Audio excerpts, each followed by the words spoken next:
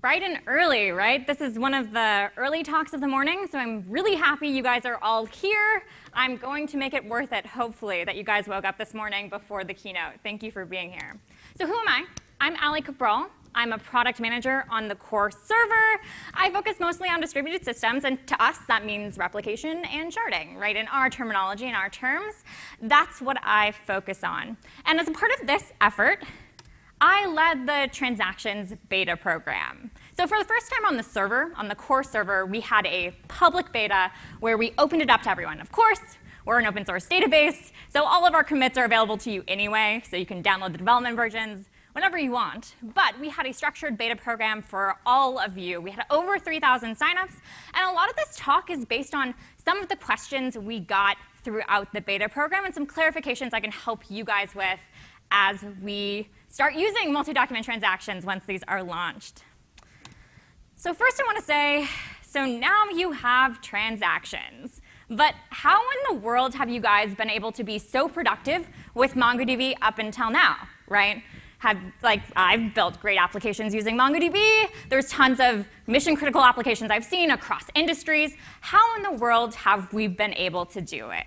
Well, let's first start out by considering why do people start by thinking they need these multi-document transactions? Well, the first principle of relational databases is normalizing your data across tables, right? So when you're doing an update, maybe like an account creation, let's say, I have to create these modifications across all of these tables.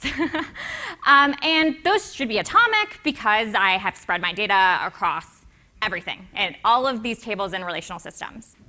Well, in MongoDB, our data model is entirely different. The document model encourages users to store related data together. So often, single document transactions, which we've had for a long time at MongoDB, have been sufficient for the majority of use cases. So when I'm creating an account, all I'm doing is updating one document. And this is about my dog, because my dog is so lovely. So I'm going to start off this talk by using a bad analogy, and we'll see how this goes. So this is my dog. She's adorable, very photogenic. I think we can all agree on that. But when I was moving to New York, I moved to New York to work for MongoDB. I was moving from Austin. In Austin, I had a house and a yard with my dog. Now, in New York, a yard wasn't a possibility, right? Like, that's not going to happen. But I have a dog. So I wanted to make my life easy. And the way I did that was by renting an apartment near Central Park. Now, in New York, if you want to transport your dog using public transportation, and my dog is 50 pounds, you have to take her in a backpack or a bag on the subway, right, and carry her. That's not something I enjoy doing. So I didn't set up my life so it's such that every morning, I had to take her on the subway and bring her back in order for her to get her exercise and run around in Central Park, right? I made my life such that my most common experience with my dog is going to Central Park, which is a walk away from me, a couple minutes away from me, as opposed to doing that expensive operation of taking her on the subway. I missed an opportunity here because I could have shown you a lot of big dogs and bags, and I know you guys would have enjoyed that, but you'll have to look at my dog instead. But anyways, that's my bad analogy saying that make your lives easy, right, with MongoDB. Leverage the document model appropriately. Make sure you're following data modeling best practices. Multi-document transactions don't negate these rules, right? They're just a complement to how you use the document model.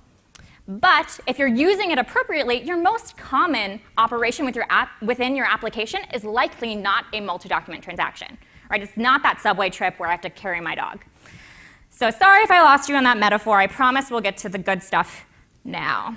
But let's talk about some use cases. There are legitimate use cases with multi-document transactions in MongoDB. Let's talk about many-to-many relationships. So if I have a position that is made up of hundreds of thousands of trades, and that might be an infinitely growing set of trades. I can't store all of those values, all of those trades, embedded in a single position document.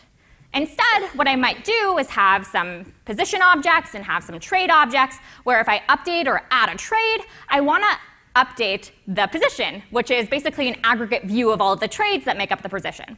So that's an example of a many-to-many relationships where I add or insert or update a trade and update multiple positions based on that reflection of the trade. Another one is event processing. So we have many users that when creating a user or deleting a user happens in an application, that means updating or inserting documents across multiple collections. And then application event logging. So I might have a set of privileged actions in my application where I want to make sure that if I can't log that event, then that event does not happen, right? So let's say, for instance, transferring ownership of a document in Google Docs. If I can't log that transfer of ownership, I don't want that right to be successful, that change of ownership to be successful. And that's another use case for multi-document transactions within MongoDB. All right.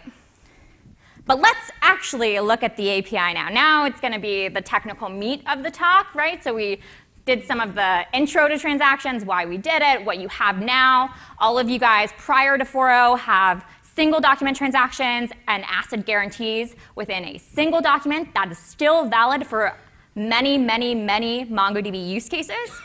This multi-document transactions enable that schema design. They enable you to port over your relational tables, but if you use MongoDB like a relational database, you're not going to have the best experience with MongoDB. That still holds true. That's going to be, at the end of this talk, I have my rules for transactions. That will be addressed again, but I'm going to keep saying that throughout this talk. Now, but I want to spend some time on the transactions API. So the first thing you do is you start a session. Then you start a transaction on that session. Now we have some CRUD operations, where you pass in the session to those CRUD operations so that they're executed within the transaction context. So it's very important here to remember to pass in that session, because if you're not passing in that session, it's actually going to be executed outside of the transaction context. The way I know that this is part of the transaction, it's not implicitly implied here. Instead, I need to be explicit and pass in the session in order for that to execute. Common mistake, but make sure to do it. And then if I get any network errors, I want to make sure to go ahead and abort the transaction and then raise that to the application and then commit the transaction. So this is a simple hello world example with Python of how you can use transactions in MongoDB 4.0. But let's talk a little bit about some of the guarantees transactions give you. So I like to say that multi-document transactions is the name of the feature, but we have the full name of the feature, which is multi-collection, even across databases in MongoDB, multi-statement, right? So we had multiple inserts in our example there, but those could be updates, CRUD, operations, aggregation is also supported, and then multi-document, right? We all know this. That's the marquee feature. Now, one of the guarantees you can expect is all-or-nothing execution. So I have a transaction here that is applying updates to 3 documents on the MongoDB primary. Now, when I go ahead and send the commit command, all of those uncommitted writes will either be committed or they'll be entirely rolled back atomically, right? So this is exactly what you would expect with transactions, but I just want to go over these basic guarantees again. All-or-nothing execution within the statements of a transaction.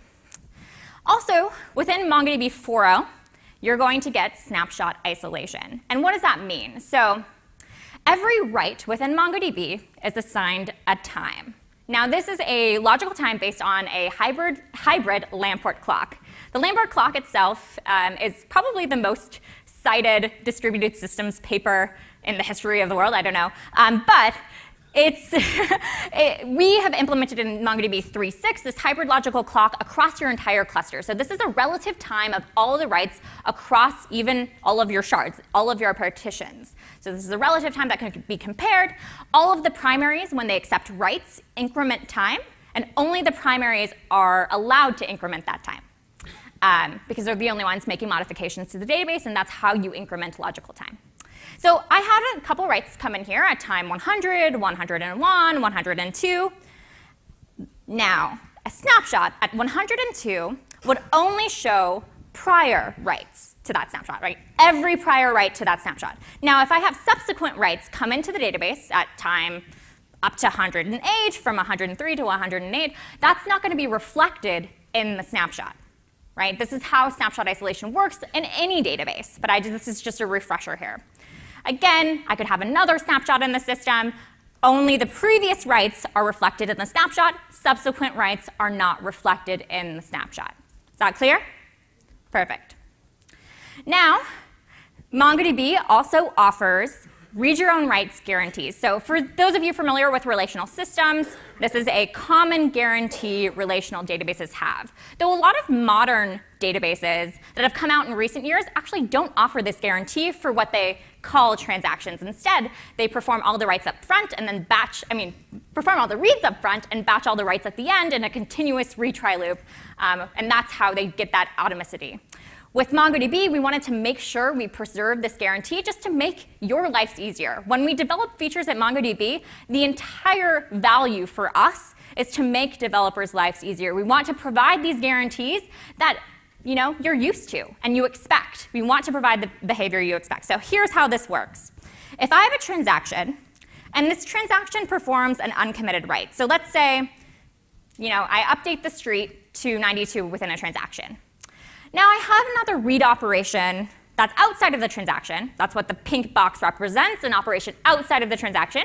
If it comes in and reads that document, the value it gets back is going to be street 94th Street, right? It's not going to see the uncommitted writes. But if I perform a subsequent read within the same transaction that performed that uncommitted write, what the response is going to be is street 92nd Street, right? So that here it's illustrating the different guarantees within transactions, and one of those being read your own rights. Now, I want to spend some time on talking about write conflicts in MongoDB. So let's say for this case, we have two transactions. Now, it's important to note that both of these transactions are trying to perform writes on this document.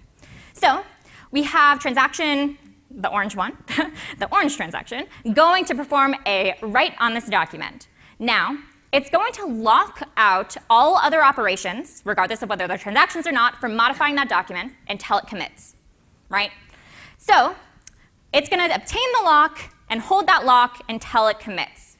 That's when or commits or aborts, until the transaction completes. And then that's when we release these locks. So if I have another transaction come in, this is going to be the pink transaction, and it's going to try and do a write to the document. Well, it can't perform that write. It can't obtain the lock. Transaction is unable to obtain the write lock. So what happens? Well, the transaction is aborted and rolled back entirely. That's how this works within write conflicts within transactions. Now, there's a distinction here for write conflicts outside of transactions. So I have a transaction here. It's going to take that same lock on the document. It has an uncommitted write, has not yet committed, because if it had committed or aborted, it would have released this lock. And then I have another operation come in. Now, this is a non-transactional write. And when I say non-transactional, I mean single document transaction, typical write within MongoDB. What it's going to do, so it's also unable to obtain that write lock for the document. It's not able to modify the document. But instead of aborting, because typical writes within MongoDB don't have a concept of aborting with write conflict errors, right? We don't build our applications to handle that kind of error. Instead, the operation blocks behind the transaction completing. This is either the commit or the abort, and infinitely retries with back-off logic until max time MS is reached. So I don't know if you guys know this, but writes within MongoDB have always been, well, since we've had WiredTiger, have been leveraging and represented as transactions within the storage layer. So actually, write conflicts can already happen in versions of MongoDB prior to 4.0.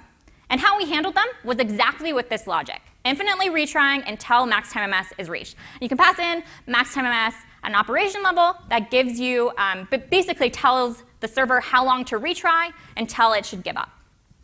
So it allows you, the server takes care of the write contention for you, so you guys don't have to deal with that client side. So to summarize the distinction here, when transactions encounter write conflicts, they abort. When non-transactional rights, or typical MongoDB rights, encounter write conflicts, they block behind the transaction commit until max time MS is reached.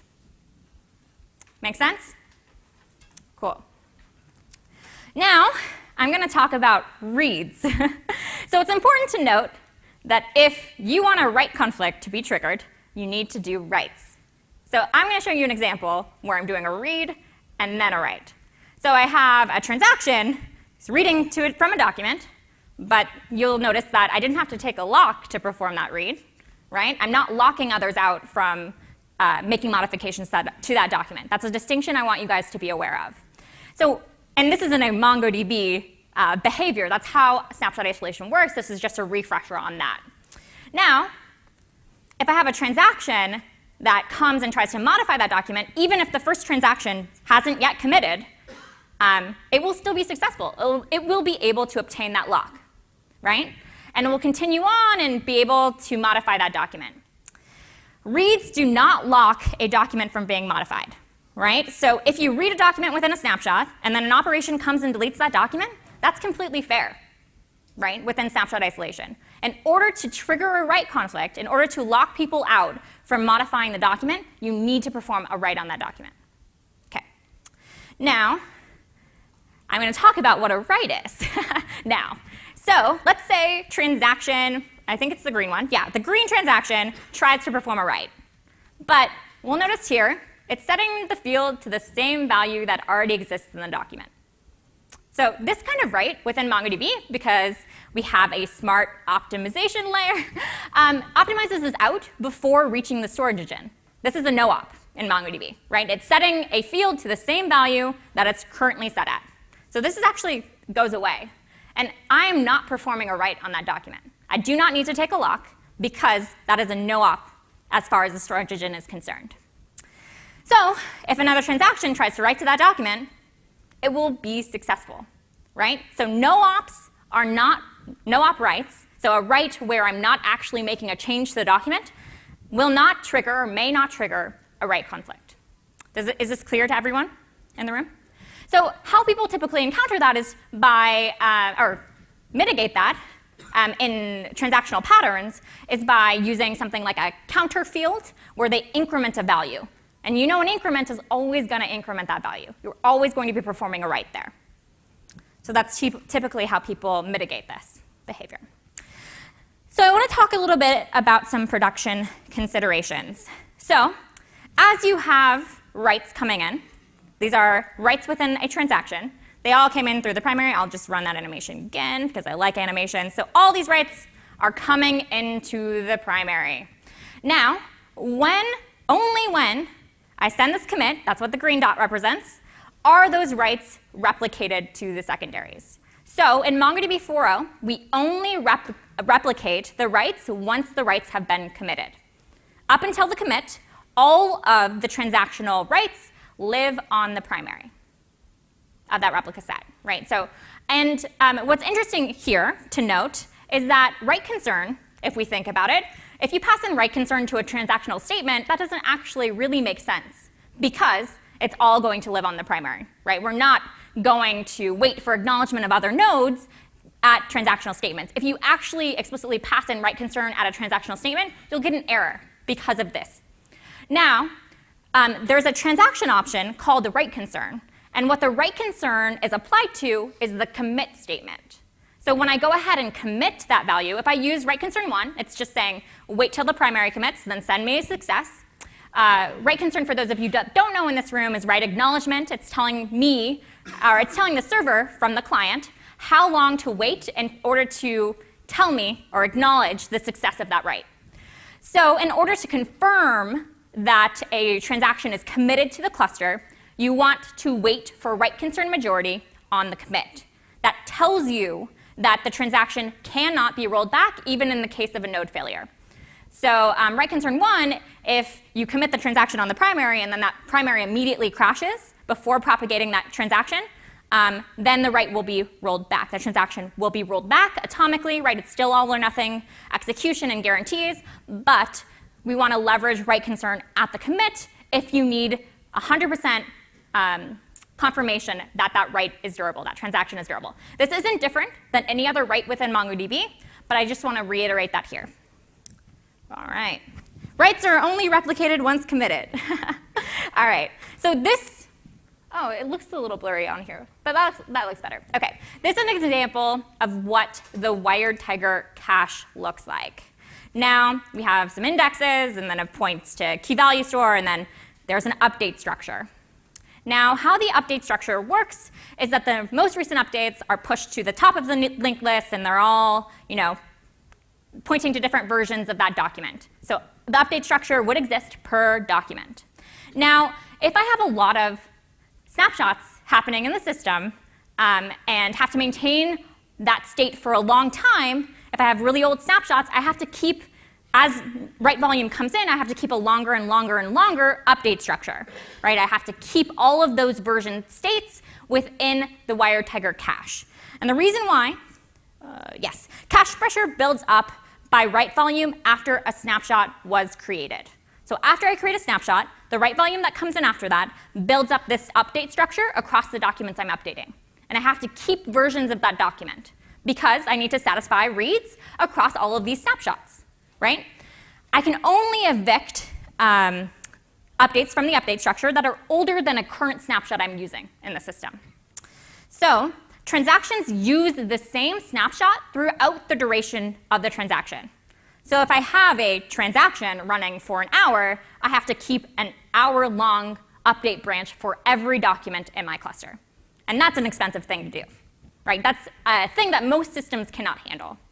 So the update structure, again, can only be cleaned up once the snapshot is evicted, once we've moved on with that snapshot. And how you do that is by committing and aborting your transaction. So how do we avoid wired tiger cache pressure?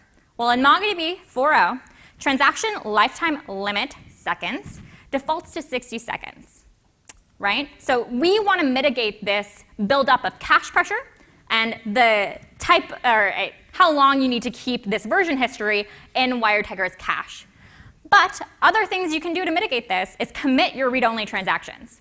Right? By default, if you have a read-only transaction and you don't commit or abort it, it's going to get killed after 60 seconds, but that's still a long time to hold those locks. So committing and aborting once you're done with a read-only transaction is an important thing to do. Also, aborting abandoned transactions, right? And then we have a guideline that under 1,000 documents should be modified within a single transaction to help mitigate this. It's not just other operations outside of the transactions contributing to the write volume that happens after a snapshot was created. It's also your own uncommitted writes, right? Those aren't free. So we also need to take those into account. Now, in MongoDB 4.0, a transaction, the description of a transaction, or the description of all the uncommitted changes within a transaction must be represented by one oplog entry. And that oplog entry adheres to the 16 megabyte limit. So if I'm doing 4 inserts in my transaction and they're all 4 megs, I've reached that limit, right? So this is another mitigation that we have in the server to prevent you from building up all of this cache pressure. And the way you deal with that is by breaking out transactions into smaller subsets and running smaller transactions across the collection.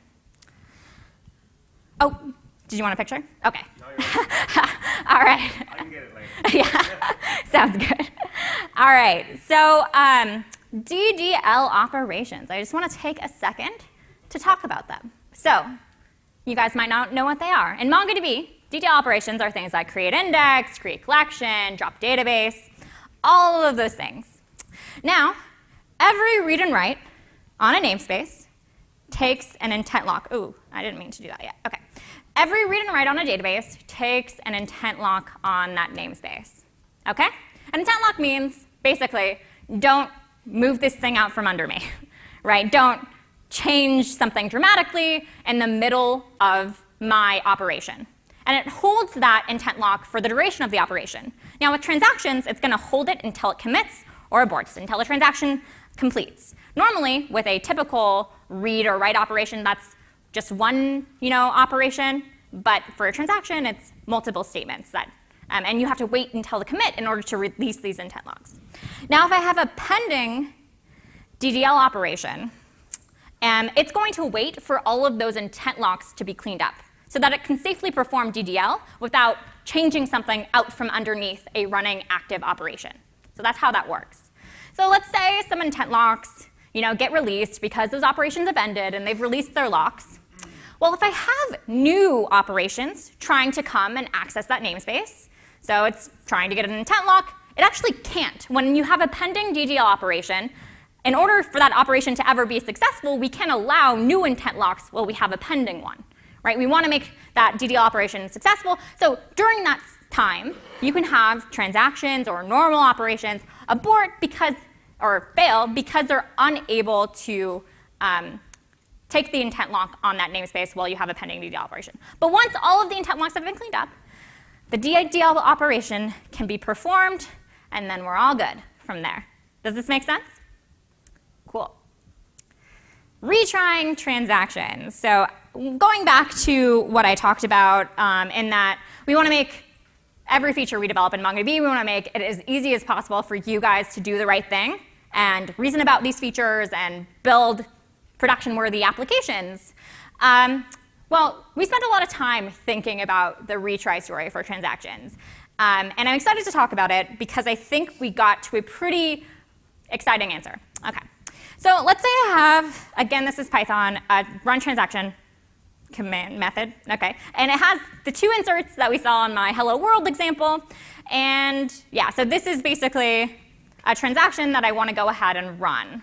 So I have a while true loop that tries to execute this transaction. And it says, if I get an exception, I want to listen for the error label transient transaction error.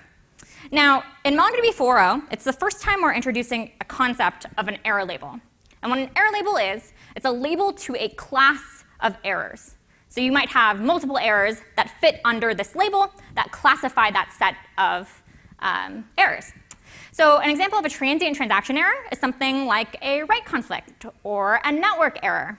Something in which, if I run the transaction again from the top, I could result in a successful commit.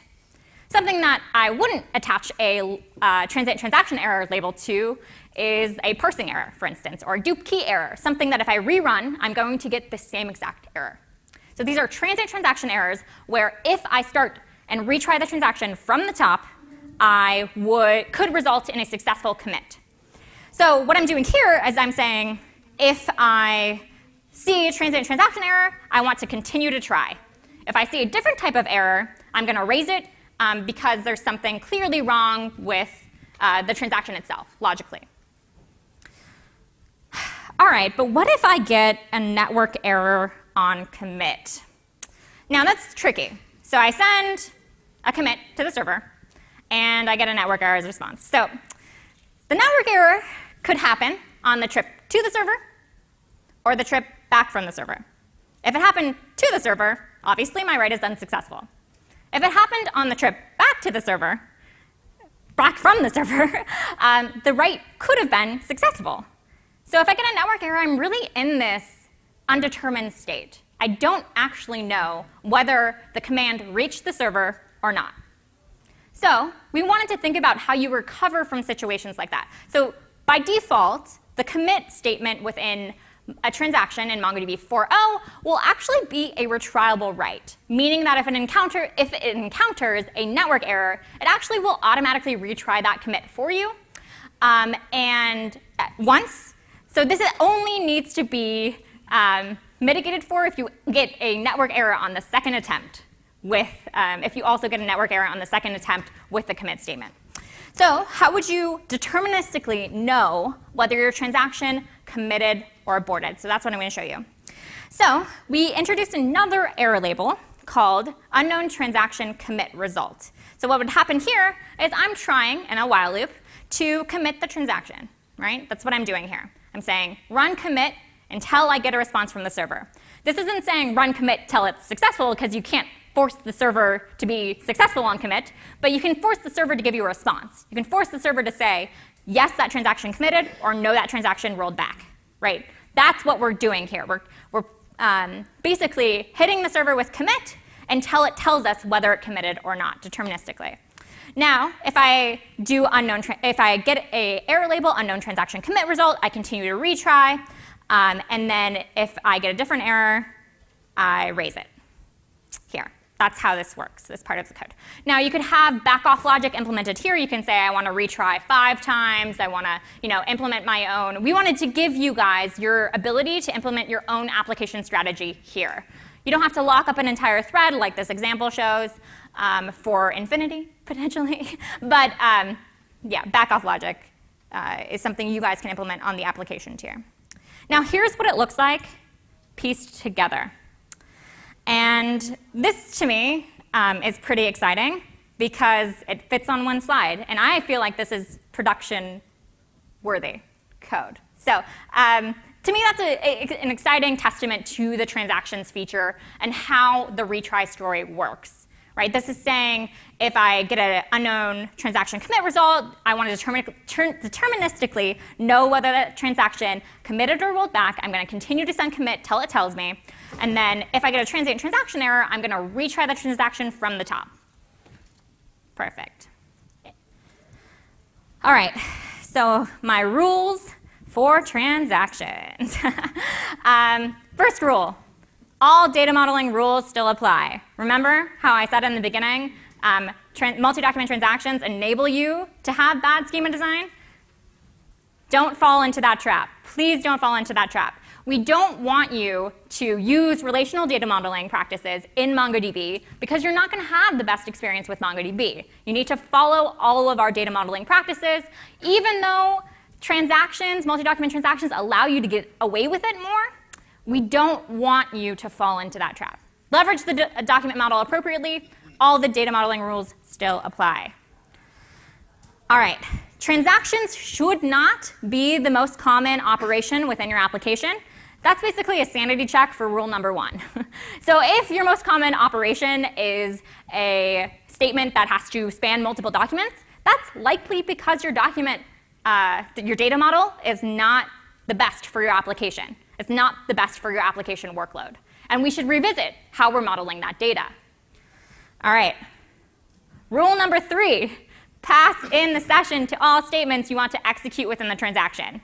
So in that original example and in all of my examples, I have to explicitly pass in the session object to the CRUD commands I want to execute within the transaction context. I want to make sure you guys remember to do that. Rule number 3. Rule number 4, implement retry logic. Transactions can always abort, right? And we want to make sure we have a vested interest in all of you building highly available applications, right? MongoDB has a highly available architecture that enables you guys to always be online. We want to make sure that you're building your applications so that they are always online. And the way you do that is by implementing really good retry logic if a node crashes or a node fails. Because if you run on commodity hardware, that's a possibility, right? These things happen. We want to make sure we are resilient to node failures as they occur. So implement retry logic. I would say everywhere. This isn't really a transactions rule here. But notably, transactions can always abort. So implement your retry logic. It's very important for the transactions feature. All right, don't unnecessarily leave snapshots open. So we discussed wire tiger cache pressure. We want to make sure that we're cleaning up those snapshots as soon as we can so that the system can be relieved from that pressure. Okay? 6, to trigger write conflicts, make sure you're doing writes. So reads are not writes, no-op writes are not writes. Make sure that you're performing an actual write on a document in order to trigger the write conflicts. And I think this is my last one. Plan for DDL operations. So we talked about the behavior of DDL operations on your database and how they work with transactions. I need you guys to consider how this is going to play when you're using multi-document transactions in production systems. And if you guys have any questions on that, yeah, shoot. Hey. What is the reason for retry logic? What? Retry logic, what do you suggest? What we should do, time-based, transaction-based? Yeah, so basically what the question is, what is the retry logic? Is it time-based, transaction-based, retry attempts-based? And really the answer is it's up to you. We give you the foundational building blocks to make those decisions yourself. So what we're giving you is the error label, and then you're deciding how to respond to that error label. So we give you the transient transaction error label. We recommend that you retry the transaction from the top. You, at the application tier, can decide how many times you want to retry that transaction. Yeah? Are there constraints on the number of concurrent transactions? No, there are not. Constraints on the number of concurrent transactions. Yes? Love your automation, by the way. Oh, thank you. Just a question on the multi-document transaction. Can that span across primary shards? Not in MongoDB 4.0. In MongoDB 4.2, we will support sharded clusters, which is the next release. And will the transaction be locked on all 3 shards? It depends on what you mean by locked.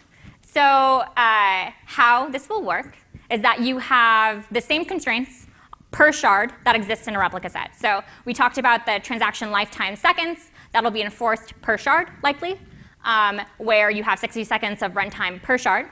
And then the transaction will be entirely rolled back across all shards if one of those shards exceeds that time limit.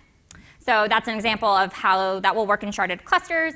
We haven't talked about whether we're going to change, or I'm not aware of conversations of whether we're going to change how we replicate uncommitted writes. Maybe we may decide that we want to replicate them earlier than the commit statement in 4.2. So there's some decisions that are still being made. Okay. One last one. Okay. As far as the retry, so in your example where you were coming back from the server on the right, Uh-huh. you did commit and you were in question of, getting the network, collapsed. Yep. When I go to retry, would I just consult the log to say, did it commit or not, or do I automatically just try to? You just keep sending the commit statement to the primary. And even if it's a new primary, it will be able to tell you whether that transaction aborted or committed. Is it written on a transaction log? Do I have to keep retrying, or can I just look at a log and say, yep, it committed, I don't need to do any more action? So we are implementing a transactions diagnostics project that's going to give you more introspectability on all of these things concurrently happening in the system. But in the 4.0 version of the server, retrying with the commit statement is the way to go. Thank you. Yeah. So will these documents be reflected in the op log? Yes. So Before the commit? no. So the op log represents all of the descriptions of the committed rights within the transaction. So one op log entry represents the entire description of all of your updates across documents, or your modifications across documents within a transaction. And they're replicated as an op log entry. In the next version of the server, we're opening up that to transactions to be represented by multiple op log entries. So you're not constrained to that 16 meg limit, but that's in future versions of the server.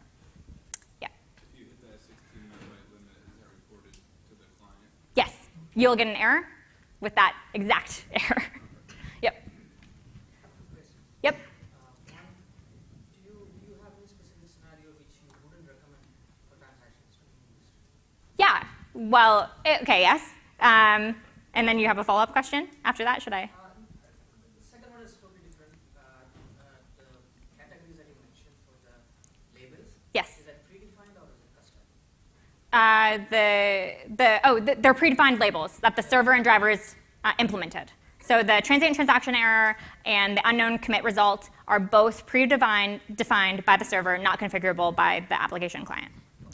But the first question was, what's a good example of when not to use multi-document transactions? Well, if you have a contentious document that is being written to by many, many concurrent operations, you're going to get a lot of write conflicts if you're using a multi-document transaction, because they're open longer, they hold that lock longer, and other operations are not going to be able to modify that document until the transaction commits. So specifically, documents that are hot documents that have multiple and sustained concurrent operations running on that document are not a good candidate for multi-document transactions. Cool. Back. Yeah, I was anticipating that question. So we, like MySQL and other databases, do not support nested transactions in MongoDB 4.0.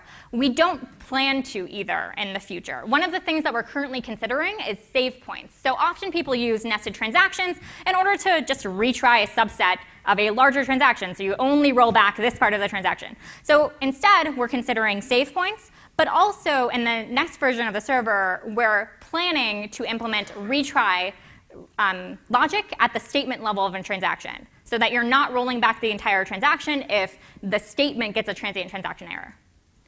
Yeah.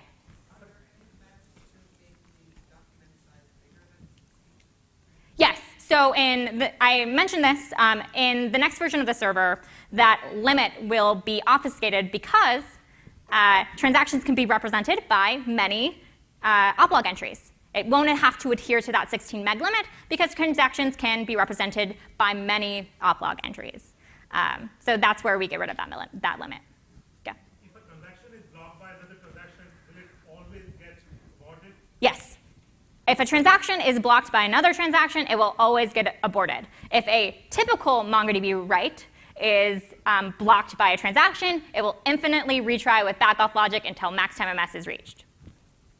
Yeah. So if your collection is sharded, this transaction will go across the nodes. Not in MongoDB 4.0. MongoDB 4.0 only supports transactions and replica sets. MongoDB next version of the server, 4.2, will support sharded clusters. Time's up. But I am happy to talk to all of you guys after the talk. You can come get me after.